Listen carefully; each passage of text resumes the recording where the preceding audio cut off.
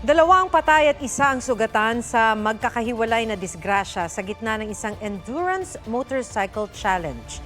Humandusay sa gitna ng kalsada sa Dagupan City ang rider na yan matapos mabangga ang kanyang motorsiklo ng isang motorsiklo na kalahok ng Boss Ironman Challenge.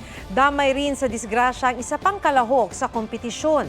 Nasawiri ng isang rider sa San Juan, La Union matapos makabangga ang kasalubong na kalahok ng motorcycle challenge na nag-overtake. Sa San Agustin, Isabela naman, sugatan ng isang lalaki na nakabanggaan din ng isa pang kalahok. Dinala sa ospital ang biktima. May naiulat ding insidente ng umano'y pananakit ng mga kalahok ng motorcycle challenge sa harap ng isang pulis. Paiimbestigahan daw ito ng PNP.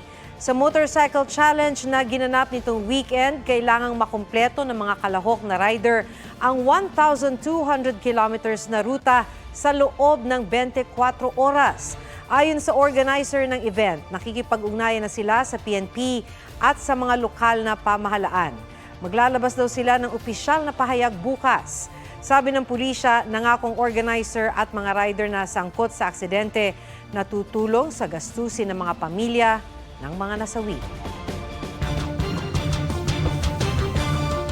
Nahuli ang pangbibiktima gamit ang palit pera modus sa isang tindahan sa palengke sa Imus, Cavite.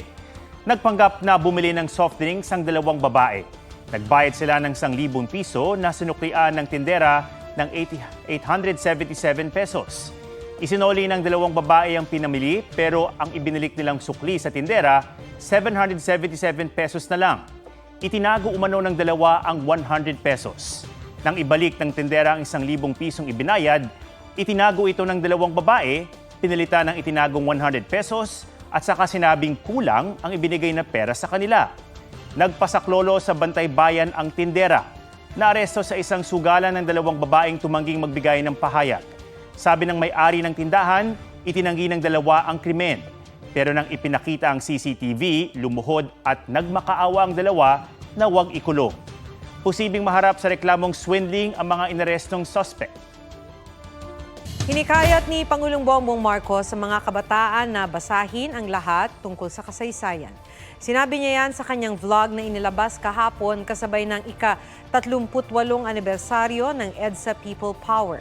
Binasa ng Pangulo sa vlog ang ilang liham at sinagot ang ilang issue. Dagdag ng Pangulo, dapat malaman ng kabataan ang parehong panig ng kasaysayan. Doon daw makikilatis kung ano ang tama at mali.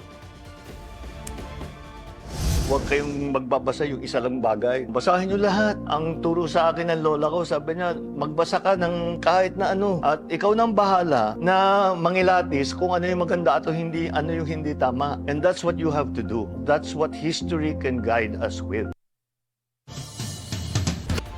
Muling nagkansela ng ilang aktibidad si Pope Francis ngayong Lunes dahil sa mild flu.